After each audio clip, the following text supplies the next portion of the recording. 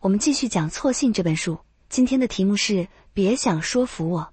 这个标题我大约10年前用过，当时是在上海书评发的一篇文章，讲的是人为什么会陷入一种错误认知而无法自拔。那个机制就是我们现在很熟悉的确认偏误。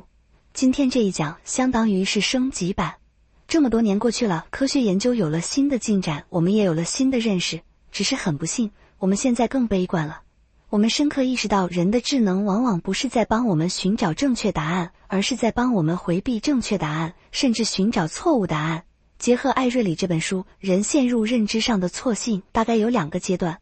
初级阶段是确认偏误，这个阶段人们只会接收你愿意相信的信息，对相反的证据视而不见。高级阶段是动机推理，这个阶段的人会主动寻找符合自己信念的信息，并且把不符合的给解释掉。有时候事实不重要，但绝不是所有事实都不重要。有些事实对你很重要，但是你仍然会刻意忽略那些事实。比如丹·埃瑞里本人的一个经历，你可能听说过一种流行的减肥方法叫间歇性断食，意思是每天只在8个小时之内吃东西，其余16个小时什么都不吃，或者每周5天都可以随便吃，2天几乎不吃。埃瑞里已经演练这个办法很长时间了，这的确是个好办法，我也用了一阵儿，毕竟习惯晚睡的我本来就经常不吃早饭。有些研究认为间歇性断食很有用，但现在也有很多研究认为间歇性断食相对于其他减肥方法并没有优势，比如每顿饭都严格控制卡路里的那种方法。那你猜埃瑞里会怎么看待那些研究？没错，埃瑞里这个以研究人类非理性闻名的教授，很不理性的专门挑那些否定间歇性断食的研究的毛病。那些研究对他很有用，他也知道这是个偏误，他甚至专门写了本书讲这个，但他仍然在这么做。人脑就是这么工作的。美国是一片神奇的土地，是个各种离奇言论的大舞台。比如就有这么一帮人认为新冠疫苗里包含极其微小的磁铁颗粒，注射进人体之后会把整个身体给磁化。这些人有自己的社群，发各种视频，说你看我这打过疫苗的地方能吸住一个硬币，有的全身都有吸力，有的还能吸住 iPhone 手机。他们还请了所谓专家现身说法，说雌性物质对人体如何有害。还有个大 V 发起众筹，说你们给我筹点钱，我要自己搞这方面的研究。其实你仔细想想就知道，疫苗里就算真有雌性物质，就那点磁力也不可能吸住 iPhone 啊。埃瑞里还告诉错信者，视频里有些硬币根本不具备磁性反应，但是那些人充耳不闻。现实是，美国的疫苗怀疑论者已经成了大气候。埃瑞里也是脾气好，经常跟他们辩论，而这帮人也认知升级了，说我拿科学文献跟你聊。有个哥们儿真的发给埃瑞里一堆文献，说你先看看这个论文。埃瑞里一看，论文格式都对，的确很像是真的科学研究，但实际上是右翼政治团体伪造的，正规学术界根本就没有那个刊物。于是那哥们儿又抛来一个数据，说你看这可是官方的。这个数据说2021年3月到4月间，以色列29到39岁的男性死亡率上升了 23%， 而这个时间正是以色列年轻人接种疫苗的第一波高峰期。你看，这不明显就是疫苗造成过多死亡吗？埃瑞里一看，数据是没错，但是请注意，所谓的死亡率上升 23%， 其实就是死亡人数从13人增加到了16人，也就多死了3个人而已。以色列是个小国，这个年龄段死的人本来就少，像这样的波动常年都会发生，根本不奇怪。要想知道疫苗是否造成了超额死亡，你最起码应该先看看别的年龄段吧。事实是，别的年龄段并没有那个趋势，所以那个数据纯属偶然。埃瑞里专门做了一段视频讲解这个统计现象，结果没有人听。这就叫确认偏误，我只听我想听到的证据。或者说，对于一个结论，我们的大脑更喜欢确认而不是证伪。下面这个实验叫沃森选择任务，我们专栏以前也讲过，但这里有个不一样的解读，它能说明确认偏误是个多么底层，又是多么根深蒂固的思维方式。这个实验是这样的，你面前有4张牌，分别写着数字4、数字7、字母 E 和字母 K。这里有一条规则，如果一张牌的一面是偶数，那么另一面就必须是个元音字母。请问需要把哪2张牌翻过来看一下，才能知道有没有牌违规了呢？每个人都会选到数字4这张牌，因为它是个偶数，我们需要确保它的另一面是个元音字母。没有人在乎7，因为它是奇数，与规则无关。接下来正确的做法是翻开字母 K 查看，因为如果它的另一面是偶数，它就违规了。但是只有 10% 的受试者想到了这一点， 90% 的人选择查看字母 E， 因为这是一个元音字母，他们想看看另一面是不是偶数。可这是错误的，另一面是不是偶数又有什么关系呢？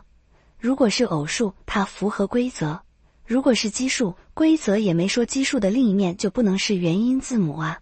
人们之所以那么想看字母 E， 只不过是为了确认它是规则案例而已。我们对确认很敏感，对违反不敏感。比如为了验证打疫苗会导致自闭症这个说法，你会想方设法寻找打了疫苗之后被诊断出自闭症的案例，对吧？就连语文老师教写作文都得这么教。但这是不够的，你还需要考察打了疫苗却没有得自闭症，没打疫苗却也得了自闭症，没有打疫苗也没有得自闭症的所有这些数据，才能找到疫苗和自闭症之间的相关性。遗憾的是，我们的大脑只是对确认特别敏感，这就是为什么大家都觉得用星座说性格特别准。其实那些关于各个星座性格的描写，都是一般人都会有的特点。比如说心思敏感，其实你说谁不敏感呢？大家多少都有点敏感。可问题是，如果那个描写有个地方说对了，你会很兴奋，你说没错啊，这说的就是我，然后你会忽略掉他说错了的地方。要想避免确认偏误，就必须主动寻找反方面的证据。比如你怀疑疫苗导致自闭症，那就不但要上网搜索疫苗导致自闭症的信息，也要搜索疫苗与自闭症无关的信息。而这么做很反人性，这就好像你非常讨厌一个人却到处打听别人说他的好话一样。你需要科学素养，但是科学素养只对初级错信者有效。2020年10月的时候，新冠疫情非常严重，很多人都试图找到能够治疗新冠的药，最好这个药还是常见的。结果有个叫伊维菌素的驱虫药脱颖而出。这个药很便宜，服用也很方便，就是普通的药片，本来主要是给动物的，但人吃也可以。当时就有些医生声称给病人服用伊维菌素大大降低了新冠的死亡率。于是就有一位英国医生叫安德鲁希尔，他出来主持了一项综合各路研究结果的荟萃分析，初步结论是伊维菌素能把新冠死亡率降低 75%。一时间群情振奋啊，找到解药了。很多人站出来说，没错，我得了新冠，我就是吃伊维菌素治好了。接着又有医生发表研究结果说，在他们医院里，伊维菌素让死亡率降低了 90%。但是希尔和一些学者注意到，那些研究很不严谨，有很多数据都有问题。希尔本着科学态度严格地审查了那些研究，最后得出结论，伊维菌素根本就没有治疗效果。现实是，那些声称被治好了的人，就算不吃伊维菌素也能自己好。但是老百姓已经不答应了。特效药这个故事实在太好了，人们不接受反驳，希尔立即就遭到了网暴，人们不但把他跟纳粹对比，而且还威胁他和他的家人。希尔不得不关闭了自己的推特账号。结果后来一个严格的大规模的随机对照实验证明，伊维菌素的确没有效果。但即使是这样，还是有人把这个药寄给艾瑞里，说给你点药你备着。这就是我们说的动机推理，意思是带着先入为主的目的去定向推理。你给我反向事实我也不看，而且我认为你这么做就是不怀好意。动机推理的一个表现是解决方案厌恶，英文是 solution aversion。我们能从中理解为什么人们会那样推理。比如你要问特朗普的支持者，说这人总撒谎，难道你不知道吗？你为啥支持一个说谎的人呢？那些支持者其实也不都是不承认特朗普撒谎，他们说的是特朗普撒谎不重要，因为特朗普连撒谎都舍得干，不惜牺牲自己的名誉，他这么做全都是为了美国啊，说谎是为了推动更重要的议程。类似的问题你去问民主党支持者，他们也认为为了推进国家大业，可以稍微夸大一点事实。对这些人来说，事实不重要，他们真正关心的是你的目的是什么，你的立场是什么，特别是你打算干什么。如果你建议的解决方案符合他们的要求，他们就会同意你说的那些事实。有个实验研究是把一些共和党的支持者分为两组，让他们各自看一篇不同的文章。两组看的文章都说气候变暖是一个迫在眉睫的事实，是人类活动造成的。但这2篇文章提出的解决方案不一样。第一组的文章说，我们应该用加强政府监管的方式解决全球变暖。第二组的文章说，我们应该用自由市场的方式解决。共和党人一向反对政府干预经济，他们更喜欢第二个办法。那么，他们对全球变暖这个事实的看法如何呢？结果是，第一组只有 22% 的人同意全球正在变暖的事实，第二组则有 55% 同意。可见，共和党人并不是反事实，他们真正关心的是你说这个事实的目的。如果你的目的是推进他们喜欢的政策，他们就可以同意你那个事实。当然，民主党人也是一样。按理说，人们应该先对事实达成一致，然后再去研究解决方案。但现实是，人们在面对事实之前就已经有了想要的解决方案，都想让事实为这个方案服务。你先说你到底想干什么，然后咱们再说这个事实我们承认不承认。人们都是带着动机去谈论事实。确认偏误是温和的选择性吸收信息，动机推理是主动的为某个观点辩护。我们的大脑不喜欢客观公正，我们喜欢敌我分明。除了这2个效应，我们在认知方面还有别的缺陷，比如邓宁克鲁格效应，也就是越半懂不懂的人越容易高估自己在某个领域的知识。